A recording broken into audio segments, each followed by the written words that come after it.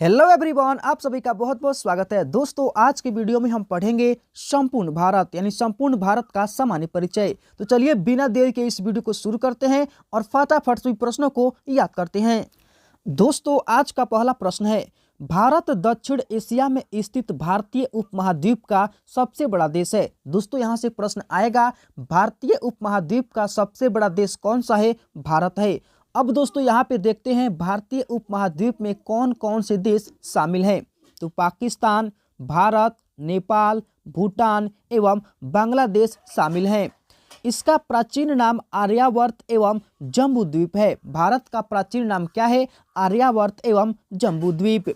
अधिकांश भारतीय काकेशियाई या काकेसाइड मानव प्रजाति समूह से संबंधित हैं। यानी अधिकांश जो भारतीय हैं काकेशियाई या काकेसाइड मानव प्रजाति से संबंधित हैं।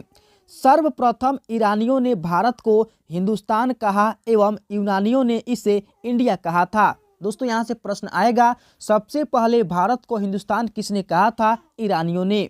और सबसे पहले भारत को इंडिया किसने कहा था? यूनानियों ने। भारत के उत्तर में नेपाल, भूटान एवं चीन है, जबकि दक्षिण में श्रीलंका एवं हिंद महासागर है।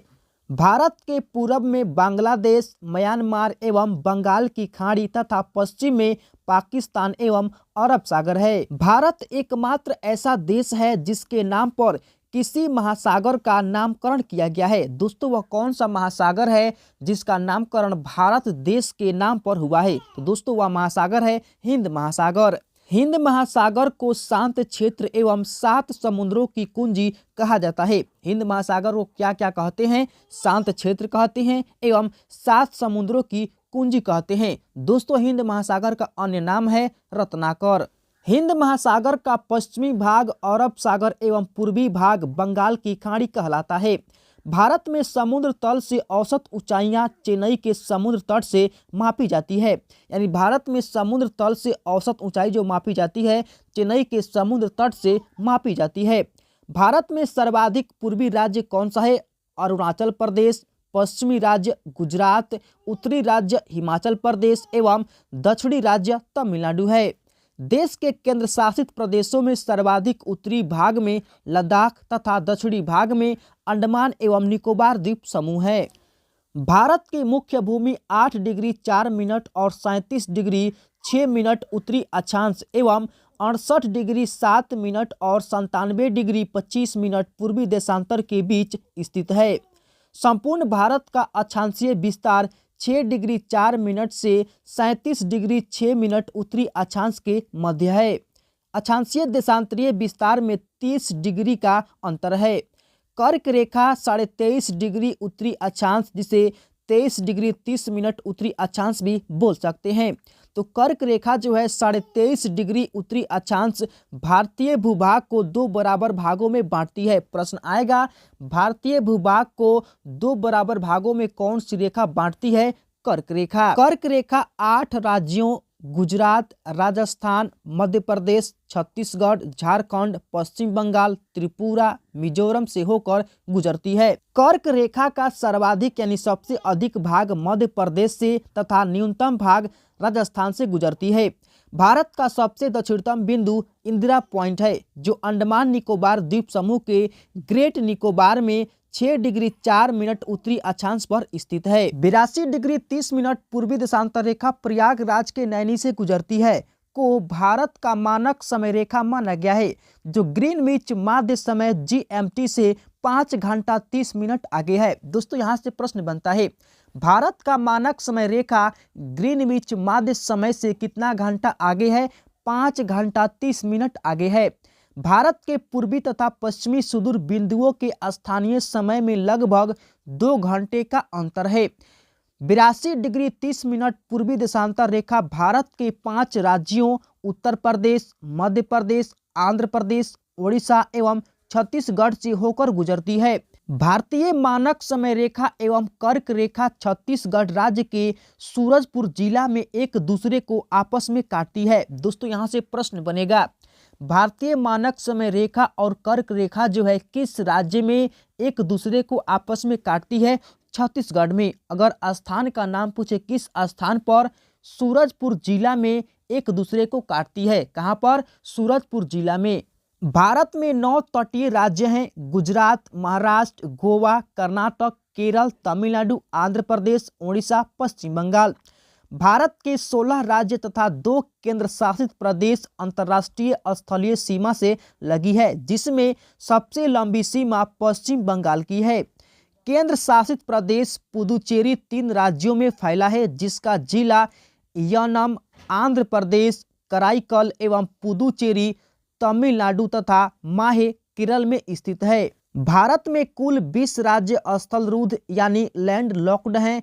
इनमें से 5 राज्य हरियाणा, छत्तीसगढ़, तेलंगाना, मध्य प्रदेश, झारखंड भू आवेष्टित हैं, जिनकी सीमा अंतर्राष्ट्रीय सीमा को स्पर्श नहीं करती। उत्तर प्रदेश सर्वाधिक राज्यों यानी 8 राज्य और दिल्ली को स्पर्श करने वाला राज्य है। उत्तर प्रदेश की सर्वाधिक सीमा मध्य प्रदेश से एवं सबसे कम हिमाचल प्रदेश से लगी है। भारत की प्रादेशिक जल सीमा तट से 12 समुद्री मील है, जिस पर भारत का अधिकार है। एक समुद्री मील यानी जिसे नॉटिकल मील भी बोलते हैं, ठीक ना, एक समुद्री मील नॉटिकल मील 1.852 किलोमीटर के बराबर होता है। भारत का संलग्न क्षेत्र तट से 24 समुद्री मील तक है, जिस पर भारत को सीमा शुल्क वसूली एवं वित्तीय अधिकार प्राप्त है। भारत का अनन्य आर्थिक क्षेत्र तट से 200 समुद्री मील तक है, जिस पर भारत को सागरीय जीवों तथा समुद्री खनिजों के संरक्षण एवं वैज्ञानिक अनुसंधान का अधिकार प्राप्त है। भारत का सर्वोच्च पर्वत शिखर गॉडविन ऑस्टिन, जिसे केटू के नाम से भी जानते हैं, जो काराकोरम श्रेणी लद्दाख में स्थित है।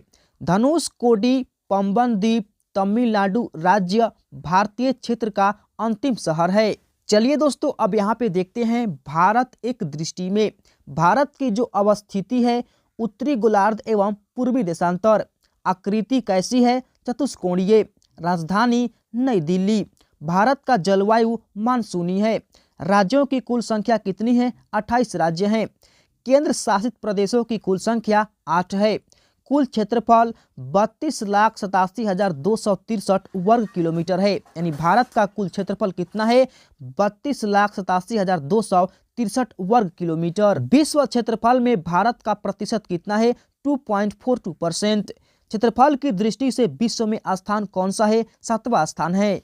क्षेत्रफल की दृष्टि से एशिया में कौन सा स्थान है? दूसरा स्थान है। दोस्तों, विश्व में क्षेत्रफल की दृष्टि से भारत का 7वां स्थान है, जबकि एशिया में दूसरा स्थान है। क्षेत्रफल में भारत से 6 बड़े देश कौन कौन हैं? चलिए देखते हैं। रूस, कनाडा, चीन, अमेरिका, ब्राजील, ऑस्ट्रेलिया। सर्वाधिक बोली जाने वाली भाषा हिंदी है। सबसे बड़ा जनजाति भील और दूसरा बड़ा जनजाति गोंड है। अक्षांशीय स्थिति 8 डिग्री 4 मिनट से 37 डिग्री 6 मिनट उत्तरी अक्षांश। देशांतरीय स्थिति है 68 डिग्री 7 मिनट से 97 डिग्री 25 मिनट पूर्वी देशांतर। उत्तर से दक्षिण लंबाई कितनी है? 3214 किलोमीटर। पूरब से पश्चिम लंबाई कितनी है? 2933 किलोमीटर। भारत की सबसे पूर्वी बिंदु कौन सी है? किबुथु, जो अरुणाचल प्रदेश में स्थित है। पश्चिमी बिंदु कौन सी है? गुहार मोती या गौर माता। गुहार मोती कहिए या गौर माता कहिए, जो गुजरात राज्य में स्थित है। उत्तरी बिंदु कौन सी है? इंदिरा कौल, लद्दाख में स्थित है। सियाचिन ग्लेशियर में, काराकोरम दर्रे में। भारत के मुख्य भूमि का दक्षिणी बिंदु कौन सा है? कन्याकुमारी या केप कोमोरिन, जो तमिलनाडु में स्थित है। दोस्तों, यहाँ पे ध्यान दीजिएगा, भारत के मुख्य भूमि का प्रश्न पूछा जा रहा है, ठीक है ना। भारत के मुख्य भूमि का दक्षिणी बिंदु कौन सा है? कन्याकुमारी, जिसका दूसरा नाम केप कोमोरिन है, जो कहाँ पर स्थित है? तमिलनाडु में। सबसे दक्षिणतम बिंदु, अगर प्रश्न पूछा जाए सबसे दक्षिणतम बिंदु कौन सा है? इंदिरा पॉइंट है। इसका अन्य नाम क्या है? पिग्मिलियन या पार्सन पॉइंट। इंदिरा पॉइंट का अन्य नाम है पिग्मिलियन या पार्सन पॉइंट। दक्षिणी बिंदु की भूमध्य रेखा से दूरी कितनी है? 876 किलोमीटर। स्थल सीमा की कुल लंबाई कितनी है? 15,200 किलोमीटर। मुख्य भूमि के तट की लंबाई कितनी है? 6,100 किलोमीटर। द्वीपों सहित तटीय लंबाई कितनी है? 7,516.6 किलोमीटर। समुद्र तट से लगे राज्यों की संख्या कितनी है? 9 है। सबसे लंबी तट रेखा वाला राज्य कौन सा है? गुजरात है। सबसे छोटी तट रेखा वाला राज्य कौन सा है? गोवा है। सबसे छोटी तट रेखा वाला केंद्र शासित राज्य कौन सा है? अंडमान एवं निकोबार द्वीप समूह है। प्रायद्वीपीय भारत या भारत की दूसरी सर्वाधिक लंबी तट रेखा वाला राज्य कौन सा है? आंध्र प्रदेश है। सर्वाधिक नगरीकृत राज्य कौन सा है? महाराष्ट्र है। न्यूनतम नगरीकृत राज्य कौन सा है? हिमाचल प्रदेश है। सर्वाधिक वनाच्छादित राज्य कौन सा है? मध्य प्रदेश है। यानी सबसे अधिक वन किस राज्य में पाई जाती है? मध्य प्रदेश में। सबसे न्यूनतम वनाच्छादित यानी सबसे कम वन वाला राज्य कौन सा है? हरियाणा है। सर्वाधिक वर्षा कहाँ पर होती है? मासिनराम मेघालय में। न्यूनतम वर्षा कहाँ पर होती है? लेह लद्दाख में। सबसे ठंडा स्थान कौन सा है? द्रास लद्दाख में। हिमालय से लगे राज्यों की संख्या कितनी है? 10 है। दोस्तों ये रहे संपूर्ण भारत यानी सामान्य परिचय से जुड़े सभी महत्वपूर्ण प्रश्न जिसे हमने इस वीडियो में कवर किया है। अगर वीडियो अच्छी लगी हो तो वीडियो को लाइक कीजिए और हमारे चैनल को सब्सक्राइब कीजिए। इसका पीडीएफ लेने के लिए आप हमारे टेलीग्राम चैनल को ज्वाइन कर सकते हैं, वहां पे आपको पीडीएफ फ्री में मिल जाएगा। तो दोस्तों मिलते हैं नेक्स्ट वीडियो में, तब तक के लिए बाय बाय।